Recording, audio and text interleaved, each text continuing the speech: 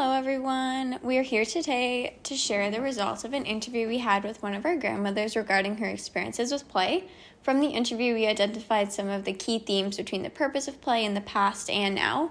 These include differences between the past and present, between gender and their opportunities for play, in the school settings and how play was perceived, in the level of parent involvement in play, and the culture influence on play. We also have identified key factors that seem to have transformed over time, such as the use of plastic toys rather than nature, the increased level of safety and precautions reducing risky play, and the move from unstructured free exploration and imagination to structured activities. We are excited to share this information with you today. So Emma, after our interview with my grandmother and looking at her personal experiences of play, I found it quite interesting to see how much the role of play has developed and changed from her generation to ours. I agree, Kayla. I found it really amazing to learn about your grandmother. Because she is 79 and born and raised in a different country, it is so educational to learn about her experiences in São Miguel, Portugal, and what it was like for her in a large family. There's so much for us to compare between play in the past and present. One of the biggest things that caught my interest was when my grandma was talking about a typical day for her as a child. I couldn't help but think about all the responsibilities she had to do at such a young age. Like, I couldn't even imagine doing those things. Like caring for the animals and the gardening and working to help provide for her family. It seems like everyone had jobs to do, and that's just how it worked for them. Yes, Kayla, hearing her describe all of the vegetables they grew and how she helped around the farm with the chickens, pigs, and cows, to me it sounds like it'd be such a great experience and so much to learn from. There is lots of hands-on learning that happens from those experiences. So true, Emma. Although it was work for her and she looks back and thinks about how hard it was, for us it would be so different. Today it would be seen as a wonderful opportunity for children to learn about animals and plants. When we stop and think about how rare those opportunities are now and how so many children who live in big cities, who work at computers for much of their day, miss out on all those skills my grandmother developed from her environment. Although it was not her school environment that provided her those rich learning experiences, it was her daily life that offered her so much rich learning. It reminds me of our time in elementary school when our teacher got duck eggs and we learned so much about how ducklings hatch, how to take care of those baby ducklings. It was probably some of the information I remember the most about school. Kayla, we were in the same class. I do remember those ducklings. It reminded me of something we learned during week 1 of this course. Joseph Cornell states that children understand and remember concepts best when they learn from direct personal experience. I'm sure your grandmother knows more about those farm animals and growing vegetables than most of us do now. I'm happy to see that research now supports this concept that learning from experiences is more beneficial to the overall development of the child. Yeah, it was so neat to hear her describe how they taught each other different skills being together, and this was all under no one's care. They were interested in learning and practicing with each other, which we don't see too many children gathering together with tools for knitting or sewing or building to just enjoy and not have set lessons. We have definitely moved away from many of those interests now. I do not think it is as common now, as children are more easily entertained by phones or tablets. The funny thing is that when I was younger, my grandma actually sat with me and taught me how to sew and knit. I love doing that, and I still do to this day. I did not learn from my friends like my grandmother did, but I'm grateful she taught me that skill, and I've had that opportunity to learn something different. And when she talked about playing outside with friends on the streets and no parents around to watch her, it made me think about the stories my mom always told me about staying outside until the sunset and being sure to bike home or walk home fast before dark to be sure to be back before our nighttime routine. I loved how your grandma spent free time outdoors as much as possible, gathering with friends on the street or from the neighborhood. They did not have to run to activities or competitive sports. They basically just had each other and whatever the outside world provided them. Such a difference from then to now. So many children are missing those opportunities of free play. It reminded me of the TED Talk by Peter Gay, The Decline of Play. He brings the attention to the reality that over the past 60 years in the U.S., there's been a gradual but dramatic decline in children's freedom to play with each other without adult direction. This is so concerning for children's development that they are lacking opportunities like my grandmother and even our parents had to just play freely. It is promising that at least the kindergarten program recognizes the need for free play and acquiring and developing essential skills. I wish children got out as much now as then. I know I loved my time playing outdoors because the possibilities were just endless. My grandma did not spend time playing inside because inside had little entertainment for them. When she described her house being so small and being hot because when her mom was cooking or making the bread, it made me realize how much we forgot about life back then. I also loved hearing about how people gathered on the streets in the evenings to talk and laugh and how the children were never supervised. I know, that reminds me, Kill, of the time we all lost power. I remember seeing everyone outside gather, talking and laughing, and all the children were all outside playing without technology or devices. It is sad to think about how much things have changed now. Most people would never think about leaving their children unsupervised with fear of predators or street dangers. There seems to be many more concerns and worries for parents now than before. Children were allowed to play outside, and it seems that the community all knew the children were in everyone's care as they watched them enjoy the outdoors freely. Everyone knew everyone, so it made it a lot easier. It would be so incredible if children could play outside without the fears of danger we hear about now, not to mention all the safety precautions.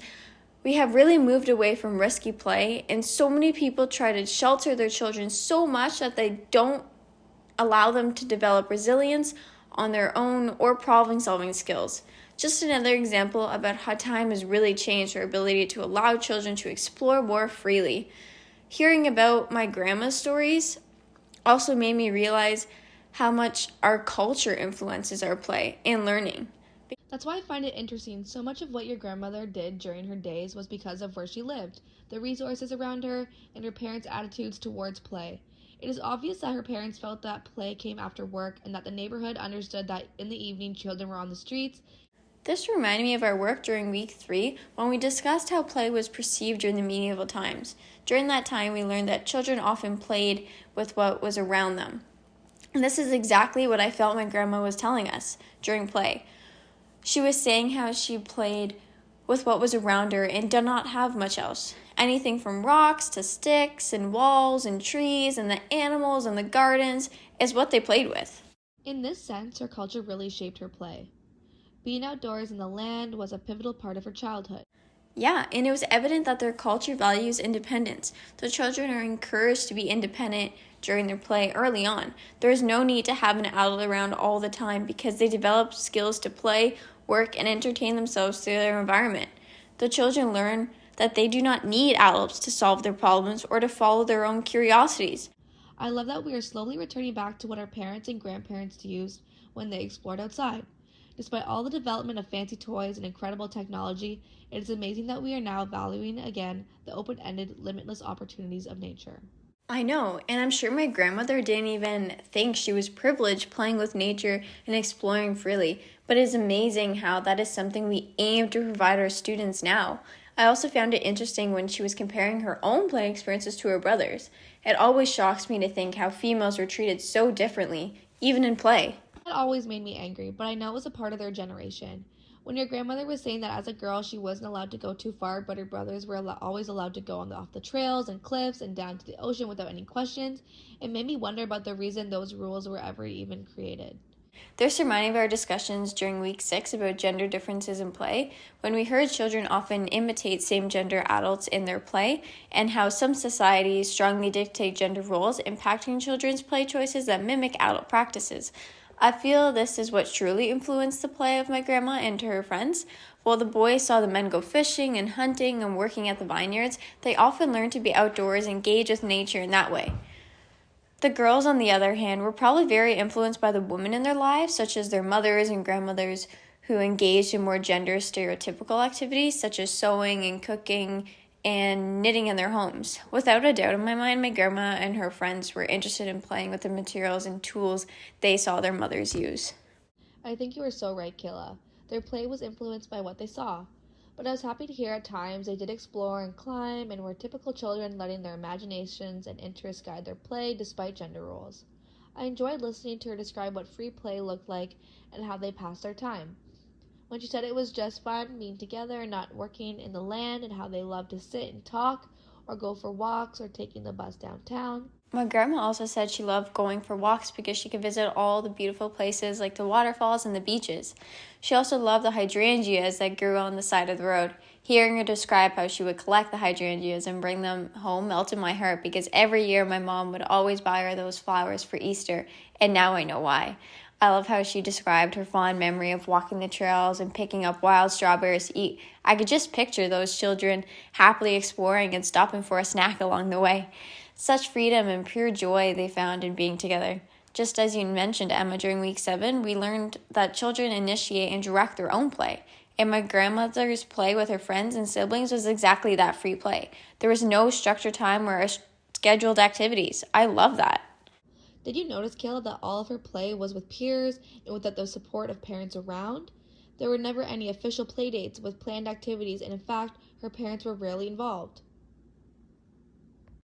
My grandma said the parents were often too busy working, so they did not have time to play with them. They just learned that they need to play with their siblings or friends and not get in the way of the adults. Hearing my grandmother talk about how difficult it was back then with no technology, no running water, and having to get the water from the well, no wonder the children occupied themselves when they had the chance. And it is so crucial for our development to be able to have those opportunities without parents and adults always trying to mediate or intervene to protect. The children developed such important skills. As we also discussed that during our first week of classes, we learned that kids who play well as adults. Kids who play build their confidence and learn the social skills that help them become happy, well-adjusted adults. So many skills come from play, and our grandparents were lucky to have those opportunities to play freely. Very true, Emma. And during our discussions during week 4 and 5, we talked about time and how time allows for play activities and it varies in different contexts. This was reflected when my grandma explained how play comes after her chores in the garden and caring for the animals. Parents did not set aside time for children to play. It came after work was done because the work was essential to their living. However, when they did play, it was not adult directed. It was enjoyable and they followed their own interest. Just as we learned in the United Nations Conventions on the Rights of the Child, Article 31 states that every child has the right to rest and leisure, to engage in play and recreational activities appropriate to the age of the child, and to participate freely in cultural life and the arts. It is evident that playing was an opportunity to gather from playing cards to engaging in activities they enjoyed. Playing was to be social and to be with friends and create memories. No, I loved it. Now, on another note, the one part of her childhood which was hard to hear was her experiences at school. This wasn't the first time I heard that story. My grandma told us that school was a very serious place. They did not play or move or talk in class. They sat at their desks, and the only time they got up was to show their mathematic facts on the chalkboard, which they had to race each other to do. It made me sad hearing her say she was not very good in math, so the teacher often used a ruler when she couldn't remember her multiplication facts to slap her hands. That part of the story was so sad. She told us that one day her teacher hit her hand so hard that it was bleeding. She told us how she cried all the way home and how her mother walked her to school to talk to the teacher. She said that after her mom left, the teacher hit her hand even harder because she said that my grandma had no right to tell her mom what happened at school and that she never told her mom ever again if she got in trouble. I'm so glad researchers recognize that learning in those settings and in that way was not beneficial to children. Pestalozzi spoke out against rote learning and cruel punishment, asserting that schools should protect and nurture children's self-esteem. This has truly been such a great experience, interviewing someone whose play experiences are so different from ours and especially from children now. I'm so grateful that your grandmother took the time and allowed us to interview her and learn more about her story of growing up and her view on play. As a future educator, I will continue to reflect on the past experiences I have learned from this interview and learn from them to make the best learning outcomes possible for children. I really enjoyed this learning experience and will always remember this. I value the opportunity we had because it was something I never really thought about. Even though I'm currently in the Bachelor of Early Learning program and have had experiences working with children, understanding what play looked like in the past and hearing how impactful some of those experiences were for my grandmother makes me even more aware of how meaningful play is and how important it is to allow children those opportunities. Comparing some of her play versus now also made me have a better understanding of some of the major differences that have taken place over time and recognize which parts of her play we could benefit from revisiting now, such as unstructured, free, risky play that focuses on social connections and the exploration of their personal interests.